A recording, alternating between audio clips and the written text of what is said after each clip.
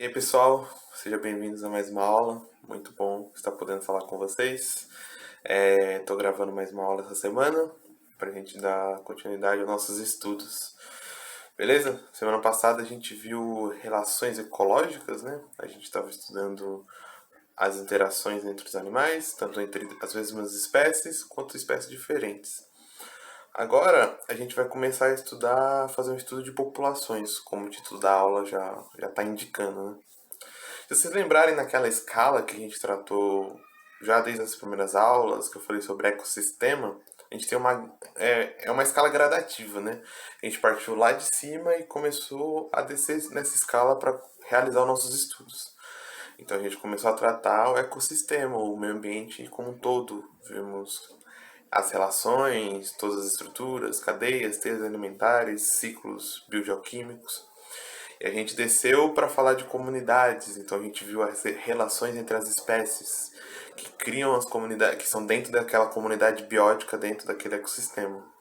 Então nessa aula agora a gente vai descer mais um pouquinho nessa escada e a gente vai agora começar a falar de estudos populacionais. População está ali embaixo de comunidade. E então eu vou começar a definir o que é uma população. A população é formada por um conjunto de organismos que vivem dentro do mesmo espaço.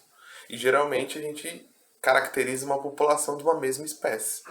Então eu tenho uma área geográfica que pode ser pequena ou grande. Ali eu tenho uma série de organismos que vivem de maneira social ou não. E ali dentro eu consigo falar que aquilo é uma população. Então, um bairro, uma cidade, ali eu tenho uma população de seres humanos. Essa população pode ser grande, essa população pode ser pequena, mas se eu tiver dois ou mais seres humanos, eu vou ter uma população a ser estudada e a ser analisada com diversos itens e fatores que a gente vai ver nessa aula. A gente vai ver os fatores que a gente usa para medir essa população, os fatores que são importantes, os itens, a gente vai ver várias características que são importantes a gente saber quando a gente está olhando para uma população. Tanto que seja de seres humanos ou que seja de animais. E eu vou sempre tentar fazer esse paralelo porque, querendo ou não, como nós somos seres humanos, nós muitas vezes nos estudos puxamos a sardinha para o nosso lado, né? Então tem algumas características, algumas peculiaridades quando a gente fala de estudo de populações de humanos. Então tem alguns itens prioritários. Então eu vou sempre traçar o paralelo de como a gente usa tanto isso para os animais e como a gente usa esses itens para o estudo populacional de humanos. Então, a gente tem essa população que, quando entra em contato com as outras populações, aí forma uma comunidade. É igual eu estava relembrando. Então, a gente tem ecossistema, que são os fatores não vivos com os fatores vivos. Dentro dos fatores vivos, a gente tem as comunidades, que são a interação de duas populações de espécies: animais, vegetais, micro-organismos, tudo isso pode ser considerado uma população. E quando está interagindo, a gente considera que é uma comunidade. Tudo bem? Dentro da população, a gente tem dois tipos de características, dois tipos de item que a gente olha e a gente categoriza. Então a gente tem duas caixinhas com vários itens dentro dele que a gente vai estudar. A gente tem a caixinha das características estruturais dessa população. Então geralmente aqueles dados que a gente vê em fichas pessoais, quando a gente vê esses dados para seres humanos. Então é altura, idade, peso, esses tipos de dados de uma população é o que a gente chama de dados estruturais. Eles são mais vistos geralmente quando a gente está estudando a população humana. Geralmente não se usa tanto, ou pelo menos não é se falado tanto desses dados quando a gente fala de animais, mas eles são importantes também para uma população de animais. Se a gente está estudando uma população de animais, tem que saber se ela é muito velha, se ela é muito nova, se tem mortalidade, a natalidade, como está dessa população, principalmente quando a gente está falando de conservação de espécies. É extremamente importante saber esses dados estruturais das espécies animais. Mas geralmente a gente vê mais em questões humanas, quando a gente vê aqueles questionários do IBGE, ou se algum de vocês está fazendo uma prova, vai fazer um vestibular como o Enem, pergunta essas coisas de tipo, quantas pessoas moram na sua casa, quantos itens desses você tem na sua casa. São dados mais estruturais que traçam o perfil daquela população. Então eu consigo ver várias coisas através desses dados. E a gente tem os itens, as características que são dinâmicas. São aquelas características que variam mais com o tempo. Então, por exemplo, para onde se locomove essa população? Ela migra ou não migra? Ela está restrita a um ambiente ou ela muda de ambiente durante o tempo? Como que é a vida dessa população? Essa população vive até muito tempo de idade ou ela vive uma faixa muito curta de tempo? Tem animais que vivem até só se reproduzir, depois que se reproduzem, eles morrem. A gente tem casos de canibalismos depois da reprodução, por exemplo, em espécies de aranha, em que a aranha se reproduz e depois da reprodução a fêmea come o macho. Então são características dinâmicas que variam de população para população, varia de espécie para espécie, varia de continente para continente. Tudo bem? Então, dentro dessas características dinâmicas, dessas características que variam, a gente tem, por exemplo, a distribuição espacial de uma população. Dentro das características que a gente tem que olhar quando a gente está estudando população. Quando eu digo dispersão, o que eu estou querendo dizer? É como essa população está no ambiente. Por exemplo, nós seres humanos, com o avanço da tecnologia, quando vocês estudam história e geografia, vocês vão falar lá do meio para o final do século XX do êxodo rural. Ou seja, as pessoas saíram da ruralidade, do campo, para as cidades por um monte de questões socioeconômicas e começaram a se dispersar. Então a região rural começou a ficar muito mais vazia e as cidades começaram a ficar muito agrupadas. Então isso que quer dizer dispersão? Como que as pessoas estão presentes nesse ambiente? Como que elas se separam ou como elas se agrupam? Então a gente tem três características principais dentro da dispersão. A gente tem a dispersão uniforme, ou seja, são grupos meticulosamente distribuídos. O que eu quero dizer? Não tem muita diferença. Então são populações que vivem, por exemplo, um metro da outra, por exemplo. Então vamos imaginar que a gente tem uma espécie de abelhas, fictícia aqui na nossa cabeça, só por exemplo fazer sentido, que ela cria colmeias de distância de 1 quilômetro da outra. Elas têm essa comunicação e elas conseguem, a cada 1 quilômetro a gente cria uma colmeia. Se chegarem abelhas aqui perto e já tiver uma colmeia, vocês vão criar uma colmeia daqui 1 quilômetro. É uma dispersão uniforme, muito bem separada geograficamente. Em segundo lugar, a gente tem as dispersões aleatórias, ou seja, não tem quase nenhuma regra para dispersão. Os animais simplesmente chegam no ambiente. Se esse ambiente tiver recursos e nutrientes para eles sobreviverem, eles vão ficar lá. Não tem problema de juntar, separar, se ficar muito longe um do outro. Então a gente vê isso, por exemplo, com algumas espécies de plantas, que elas são dispersadas pelo vento. As suas sementes muitas vezes são dispersadas pelo vento ou por fezes de animais. Então não tem uma dispersão lógica, não tem um processo sistemático que se deu essa dispersão. Ela simplesmente caiu na terra de um lugar, porque o vento ou o animal levou. Ali ela consegue se reproduzir, consegue se desenvolver. Vai criar mais sementes, essas sementes vão ser jogadas ali perto ou longe. Então não tem uma regra, é totalmente aleatória a sua dispersão. E a gente tem as dispersões mais agrupadas, que geralmente são de animais mais sociais como nós. Nós temos esse quesito de dispersão agrupados. Se a gente vê o perfil da dispersão das pessoas, a gente vai ver que elas estão dentro da nossa sociedade, dentro do nosso modelo econômico, elas estão sempre se dispersando para as regiões que vão lhe conceder renda ou uma maneira de subsistência. Então, o êxodo rural que eu comentei lá atrás, que vocês veem muito em história e geografia, as pessoas se locomoveram porque o campo não conseguia lhe dar mais essa subsistência, o trabalho no campo já não era a melhor opção, e você tinha trabalho em fábricas, em indústrias, você tinha uma série de trabalhos que a região urbana estava precisando. Então, essa dispersão acontece, ela parece meio aleatória, mas ela também é agrupada. As pessoas estão sempre indo atrás da subsistência. Então, a gente vai viver em cidades, porque aqui está o meu modelo de trabalho, aqui que eu consigo tirar renda e aqui que eu consigo sobreviver. Até o contrário disso a gente vê, por exemplo, nos modelos das nossas cidades. Os centros urbanos são muito populosos porque grande parte da população está em atividade, precisa de dinheiro. E as cidades em torno, as cidades interior, são muitas vezes reservadas para pessoas que já passaram das cidades. São pessoas aposentadas. A gente até no nosso dia a dia até fala que nessa cidade só tem senhor de idade. Em algumas cidades pequenas é cidade de aposentado. A pessoa vai lá para viver os últimos dias. É um tipo de dispersão agrupada. As pessoas têm um intuito quando vão para lá. Deu para entender a diferença? Que não é aleatório. É uma dispersão que está acontecendo com sentido. Então são esses três tipos de dispersão que a gente tem dentro da dispersão espacial. Como que esses animais se locomovem na área geográfica.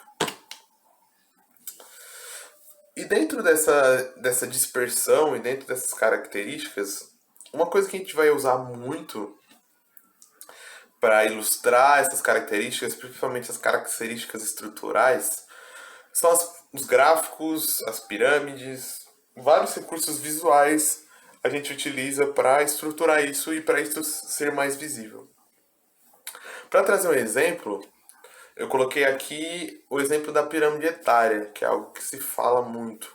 E esse é um exemplo mais restrito, como eu falei lá atrás, de populações humanas. É um exemplo que a gente usa mais para populações humanas. Pirâmide etária é isso aqui que a gente olha em diversas disciplinas, é uma característica multidisciplinar. Geografia, sociologia, filosofia, história e biologia usam essas pirâmides. E até o Enem gosta muito de trazer questões sobre elas. Porque essa pirâmide está ilustrando para a gente e está passando uma informação muito detalhada para a gente. Ela está mostrando como que é a distribuição por idade dentro da população humana. Então, dentro da população humana, nessas fatias de idade, quantos habitantes a gente tem? Quantas pessoas nessa faixa de idade a gente tem? Então, quantas pessoas a gente tem de 0 a 4 anos? Quantas pessoas a gente tem de 10 a 14 anos? Quantas pessoas a gente tem de 55 a 60 anos? Essa é uma pirâmide que vai mostrar pra gente isso. E ela é muito usada para mostrar a distribuição de idades dentro da população através do tempo. Então, se a gente olhar aqui, a gente tem uma pirâmide etária de 1980. O que essa pirâmide está dizendo para a gente quando a gente observa? Se a gente observar ela, a gente vai ver que ela possui um número muito mais alto de pessoas jovens. Eu esqueci de dizer, mas ela tem um retângulo para cá e um retângulo para lá, porque ela está demonstrando homens e mulheres, né? Na direita é o número de mulheres e na esquerda é a gradação de homens. Mas mesmo assim a gente consegue ver ó, que a gente tem a pirâmide com a base muito mais larga. Ou seja, existem pessoas muito mais jovens do que pessoas velhas, adultas e velhas. E a gente vai ver que essa pirâmide, através do tempo, ela vai mudando. A base vai ficando mais estreita e o meio e o topo dela vai começando a ganhar volume. E aí, com isso que a gente fala e com essas informações que a gente fala, que os países estão ficando mais velhos através do tempo. Porque a gente vê que a pirâmide etária ela tá afunilando e ficando mais grossas nas pontas. Esse exemplo eu trouxe para vocês verem como uma ilustração simples está falando muito sobre essas características dinâmicas que a gente precisa estudar dentro de uma população. E aqui no último ano, isso aqui é uma projeção de 2050 de como essa pirâmide vai ficar devido às projeções que a gente está fazendo agora. Então a gente vê ó, que a gente vai ter muito mais pessoas na faixa de 45 a 55 anos do que pessoas de 0 a 4 anos. Ou seja, é um país que está ficando cada vez mais velho. E essa informação, ó, de um desenho simples, de 3 pirâmides, eu consigo tirar essa informação e essa informação vai ser muito útil. Porque aqui é o primeiro exemplo prático. Falei igual Cebolinha. Para que eu uso esse estudo de populações? Ou para que eu uso esses itens, essas características? O primeiro exemplo que eu estou trazendo para vocês aqui é políticas públicas. Ou seja, através de características, através de estudos populacionais, eu consigo mostrar que a população vai envelhecer. E a população envelhecer vai mudar o ambiente socioeconômico, vai mudar a maneira como a gente se comporta. Então esses dados podem ser usados por políticos, por pessoas públicas, para determinar o que a gente vai fazer daqui para frente, por exemplo. Como que vai ser a distribuição, como que vai ser as políticas, como vai ser as leis, como vai ser... Tudo que pauta a política pública pode ser embasado por estudos e projeções científicas que está mostrando o que vai acontecer com essa população. E isso também, essas características vão ser usadas, como eu falei, para a conservação de espécies no mundo animal. Mas também pode ser usada por políticas públicas dentro da nossa sociedade. Outra característica muito importante é a densidade populacional. O que eu quero dizer? Tem uma formulinha aqui que a densidade populacional é basicamente uma divisão matemática. Ou seja, eu pego em cima, eu tenho a população absoluta, ou o número de habitantes, que geralmente a gente usa o número de habitantes dado pelo IBGE, que é a pesquisa que sai pelo censo, que é feito pelo IBGE, que sai é sazonal, né? Não sai todo ano, tem um número específico de anos para sair. E a gente calcula pela área geográfica que aquele lugar que a gente está querendo medir a densidade tem. Então eu quero calcular a densidade populacional do meu bairro. Então eu pego a área geográfica que ele tem em quilômetros quadrados, pego a população em habitantes que ele tem e faço essa divisão simples. O número que eu conseguir vai me dar a densidade populacional. Qual que é a importância da densidade populacional? Por que a gente precisa saber disso? Para saber se uma área geográfica está sendo bem distribuída. Se eu tenho uma densidade populacional muito alta, eu tenho uma área geográfica sendo muito mal distribuída, porque provavelmente eu tenho muitas casas onde não devia, eu tenho um crescimento vertical muito grande, eu tenho uma superpopulação para aquela área. Lógico que não são todos os casos, a gente tem que ver outros fatores. Mas de primeiro momento, esse item, essa característica vai mostrar para mim o quão habitada é aquela região. O quanto de habitante a gente tem, sem ver só o número absoluto. Porque muitas vezes a gente vê o número absoluto e acha que tem pouca população. Mas muitas vezes pode ser numa área muito pequena. Então eu preciso olhar não só o número absoluto de população, mas eu preciso ver em que área aquela população está. O quão bem distribuída essa população está. Então, por exemplo, se a gente pegar aqui o município de Porto Feliz, a gente precisa pegar a área dele para saber quão grande ele é e ver o tanto de população que ele tem para a gente saber a densidade. Só que aí, igual eu falei para você, a densidade não pode só ser analisada sozinha. Ela analisada sozinha me dá boas informações, mas ela também precisa estar aliada em outras coisas. Por exemplo, se você pegar o município de Porto Feliz, do último censo, se eu não me engano, são aproximadamente 50 mil pessoas que residem em Porto Feliz.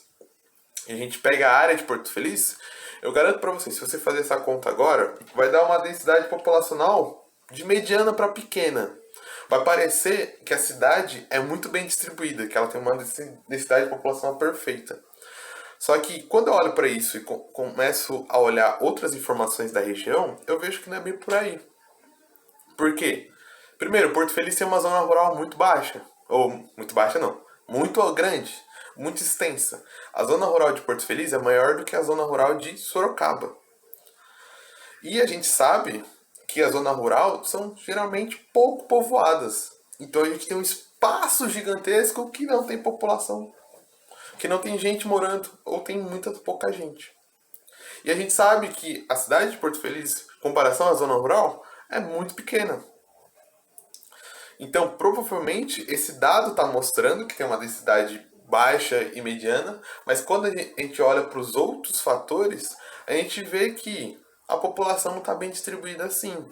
Tem zonas da cidade que vão ser mais ter uma densidade muito maior. Então, por isso que muitas vezes a densidade não é muito bom você só calcular ela de uma cidade ou de um estado, mas calcular ela em regiões. Por exemplo, você pega a cidade de São Paulo, a cidade mais populosa do país. Mais de 14 milhões de habitantes, os últimos números. Se você pegar só a região central, eu garanto para você que vai ter uma densidade muito menor do que as zonas periféricas.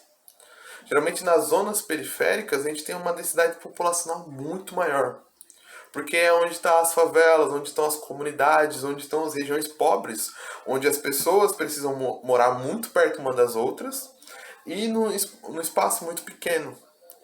Então a densidade populacional é importante, é um item muito bom para medir, fazer estudos populacionais, mas ela precisa ser observada olhando uma outra série de fatores para a gente justificar aquele número. E geralmente a gente precisa fazer recortes bem pequenos para ela fazer mais sentido ainda, como eu mostrei com a região de Porto Feliz ou a região de São Paulo. Tudo bem?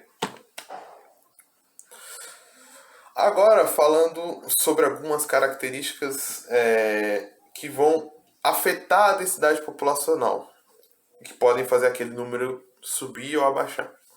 Primeiro, a mais óbvia de todas, é a natalidade. A taxa de natalidade não é nada mais o quanto de pessoas está nascendo numa determinada faixa de tempo. Então, qual que é a taxa de natalidade de Porto Feliz durante o ano?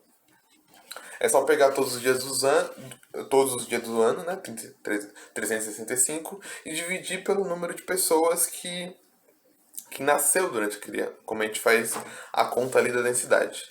Eu não coloquei equações nem nada aqui, porque o intuito é saber o que significa e não decorar as equações. Aqui eu coloquei só por motivo de curiosidade, para vocês saberem de onde sai a conta. Todos esses itens aqui tem uma conta, tem fórmulas, mas o intuito não é decorar elas ou saber elas de cor. Mas saibam que tem toda uma lógica matemática por trás disso. Então a taxa de natalidade vai influenciar na densidade populacional. Só que ela vai influenciar junto com a taxa de mortalidade. Esses dois carinhas aqui, eles andam junto. Então, por exemplo, se eu tenho uma cidade que tem uma taxa de natalidade igual à taxa de mortalidade, provavelmente aquela densidade populacional não vai aumentar tanto. Pode aumentar por outros fatores que a gente vai falar daqui a pouco, esses dois itens aqui do lado. Mas só falando desses dois por enquanto, então eu tenho uma densidade populacional não variante, ela não está variando através do tempo, porque o mesmo número de pessoas que nascem é o mesmo número de pessoas que morrem. Dá zero na conta. Se eu tenho uma mortalidade muito mais alta do que uma natalidade, uma taxa de natalidade, a densidade populacional vai baixar. Tá morrendo muito mais pessoas do que tá nascendo. Então essa densidade vai variar para baixo. E o contrário é a mesma coisa. Se eu tenho uma natalidade muito alta e uma mortalidade muito baixa, essa taxa de crescimento da densidade vai aumentar. Eu vou ter a população aumentando dentro daquela mesma área, né? A gente sabe que não tem como construir mais país, né? A gente não consegue aumentar o continente, então a área vai ser estática. O que varia é o número de população. E do outro lado, eu tenho taxas que também vai afetar a densidade, que é a imigração e a emigração. Imigração com I é o número de pessoas que vêm de uma cidade onde eu não estou e vêm morar nela. Então, por exemplo, eu sou um imigrante em Porto Feliz, porque eu não nasci em Porto Feliz. Eu vim de outra cidade e vim fazer residência em Porto Feliz. Eu sou um imigrante. E emigração é justamente o contrário. É o número de pessoas que saem de Porto Feliz. Então essa taxa também vai ajustar a densidade populacional junto com isso aqui. Porque, por exemplo, eu tenho muitas pessoas. Eu tô aqui no 0 a 0 em natalidade e mortalidade. Minha taxa de crescimento tá zero, porque nasce o mesmo número de pessoas que morrem na cidade. Mas se vem muitas mais pessoas de fora morar aqui, eu tenho uma densidade populacional aumentando. Porque tá vindo pessoa de fora. Tô no 0 a 0 em natalidade e mortalidade, mas tá saindo muitas pessoas daqui, eu tenho uma densidade populacional abaixando. O número de população tá abaixando. E esses carinhas são muito importantes de olhar, igual eu falei. A gente tem que olhar para a densidade, a gente tem que olhar para uma série de fatores e a gente tem que olhar para tudo isso para entender o que está acontecendo. Isso é muito importante para ver se tem algum problema na cidade, se tem algum problema de criminalidade, por exemplo, taxa de mortalidade mostra isso. Uma taxa de mortalidade muito, muito alta. São geralmente em cidades e estados que existe um crime organizado, existe todos alguns fatores sociais. Por exemplo, taxa de imigração muito alta, porque vão muitas pessoas para esse lugar. A gente consegue começar a prestar atenção. Porque tá todo mundo querendo ir para aquela cidade, para ir para aquele estado. E o contrário, porque tá todo mundo querendo sair desse estado. Essas taxas, junto com densidade populacional, junto com pirâmide etária, todos esses dados que eu estou mostrando para vocês são fundamentais também para políticas públicas, principalmente para isso. A gente olha para isso e a gente começa a fazer perguntas, e dessas perguntas a gente vai descobrindo os problemas, descobrindo o que está acontecendo de errado, descobrindo onde a gente tem que intervir e fazer as coisas. Tá aí a importância do estudo de populações e principalmente dessas características. Então, igual eu falei para vocês, tudo isso, todos esses itens, imigração, natalidade, emigração, vão estar também ligadas ao fator da taxa de crescimento, ao fator da taxa de crescimento de uma população. A taxa de crescimento é essa lógica matemática que, calma, não precisa decorar essa fórmula gigantesca aqui. É só para mostrar para vocês que tem um fundo matemático, tem uma loja matemática, que no fundo vai me dar o resultado de quanto está crescendo essa população. Então eu levo em conta o número final daquela população, o número inicial. Eu estou levando em conta, tem modelos mais robustos, esse aqui é o modelo mais simples que eu mostrei para vocês, que vão levar em conta imigração, emigração, natalidade, mortalidade, criminalidade, fatores econômicos. Eu tenho uma série de gamas de características que eu posso levar em consideração quando eu estou falando de taxa de crescimento. Tudo bem? Taxa de crescimento, lembrando, eu sempre preciso de um intervalo de tempo para medir ela. Então eu quero saber qual foi a taxa de crescimento da cidade de Porto Feliz nos últimos 1 ano. Então eu vou lá no banco de dados da prefeitura, no portal de transparência, vou no IBGE, vou ver todos esses fatores, vou ver o número de população, vou ver imigração, vou ver mortalidade, vou ver natalidade, vou fazer esse cálculo matemático e vou ter uma taxa. E através dessa taxa eu vou ter mais uma informação para olhar para aquela cidade, para olhar para aquela população.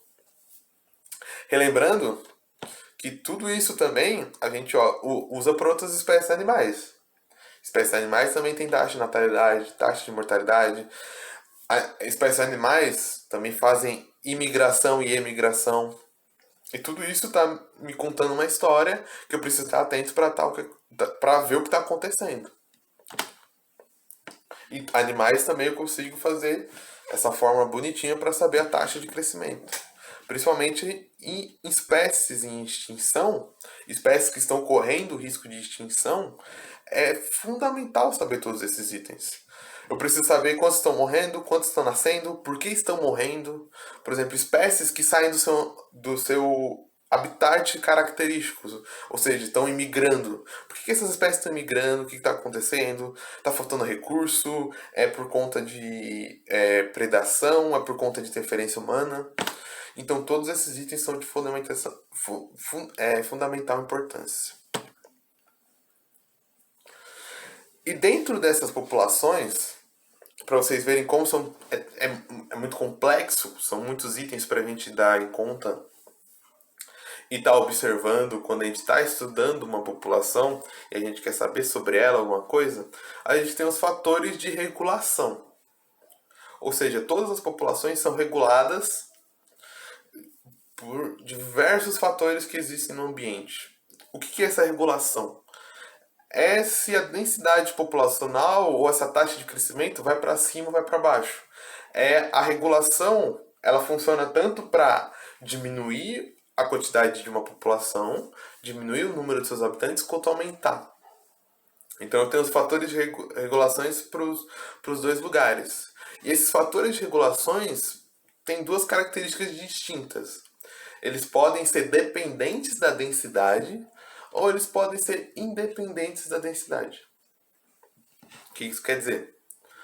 Existem populações que quando chegam a uma densidade muito alta, eles vão ter problemas para sobreviver. Falta de recurso, falta de espaço, uma série de desafios a considerar quando essa densidade aumenta muito. Então pode ser que haja uma regulação. Pode haver que haja pessoas, populações que sumam por conta disso. E tem fatores que independem dessa densidade. Independem se ela é grande ou pequena a população. Que são geralmente fatores ambientais. Principalmente relacionadas com mudanças ambientais. Mudanças ambientais muitas vezes vão fazer com que uma população se regule, abaixe ou aumente. Então, por exemplo, a gente tem como fator independente que aumentou a densidade populacional humana, com estudos antropológicos, o fator do ambiente, o planeta Terra, ter sofrido um aumento de temperatura. O aumento de temperatura do nosso planeta, que viveu várias eras do gelo, é extremamente importante para o aumento da densidade populacional humana. Os seres humanos funcionam muito bem numa temperatura mais amena, não tão quente e não tão fria. Então, quando o planeta teve essa curva para cima de temperatura, a gente dominou geral. A gente saiu da África, foi para a Ásia, para a América,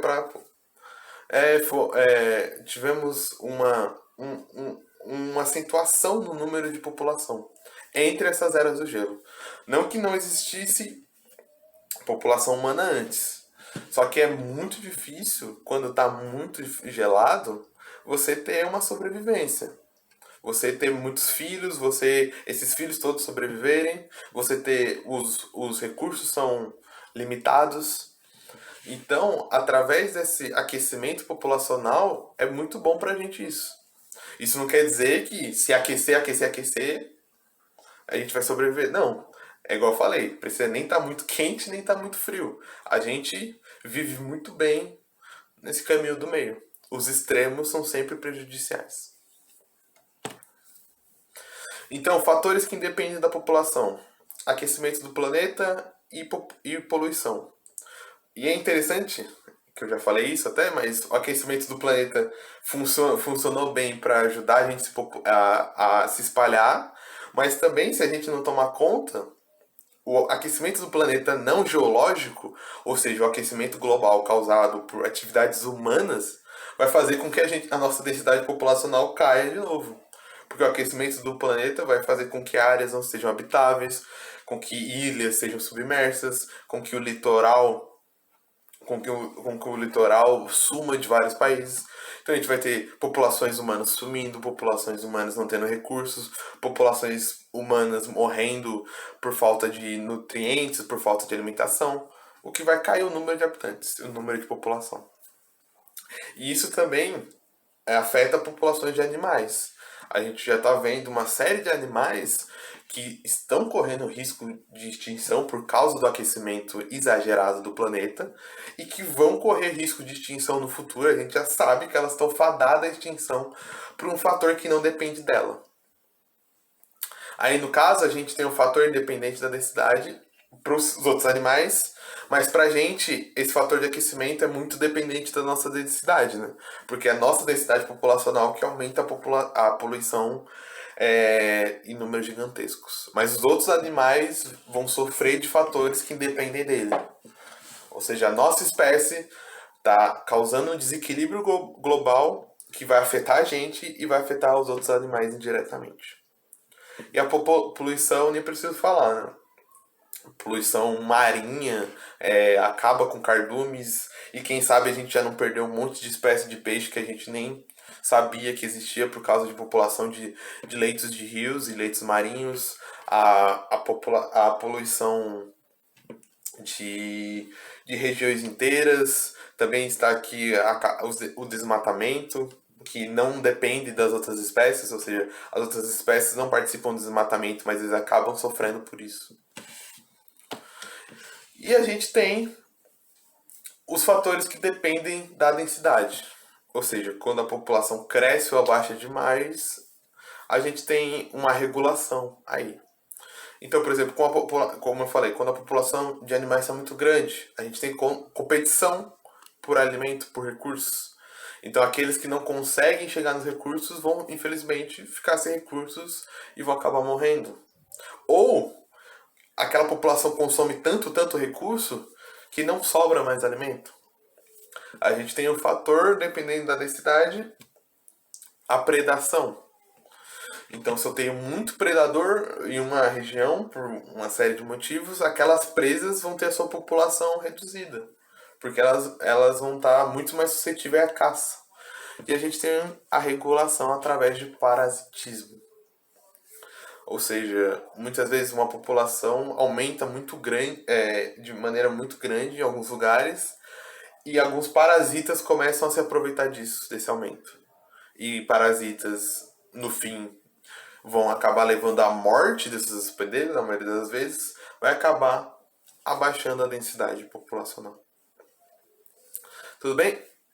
Esse era o último fator que eu queria trazer. A aula está acabando por aqui. Só queria reforçar como é importante todos esses fatores e como é importante esse estudo populacional, certo? Espero que a aula tenha ficado legal, espero que vocês tenham entendido. Se não entendeu, se ficou falha em algum aspecto, se ficou alguma coisa que vocês não conseguiram compreender muito bem, ou alguma coisa que vocês queiram aprofundar, por favor, deixe seus comentários, suas dúvidas, suas sugestões sobre a aula. Estou sempre aberto ao diálogo e à conversa. E é bom que, se tiver um número de dúvidas muito boa, eu posso gravar um vídeo semana que vem só respondendo as suas dúvidas. Tranquilo? Espero que fique tudo bem. E até a próxima aula, galera. Tchau!